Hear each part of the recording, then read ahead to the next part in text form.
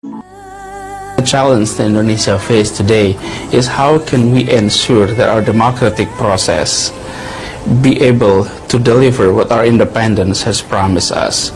And through education, I think one of the very key issues need to be solved there. And I think I am now would like to focus myself on the area of education, providing a good education for our young Indonesians that would pave the way for a better Indonesia in the future.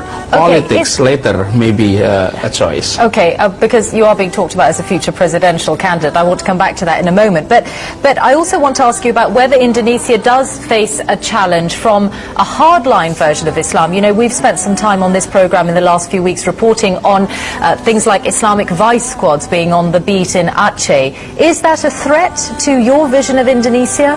I don't think it's a threat. I think Indonesia have gone through a process of democracy in which the mainstream Muslims believing on the principle of democracy is the majority of people, and it is the strongest power.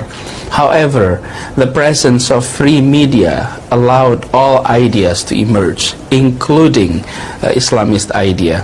However, if we look at the history of our politics in the past 60 years, at the beginning, there was a period in which identity matters a lot in politics. But today, at national politics, identity less matters than it used to be.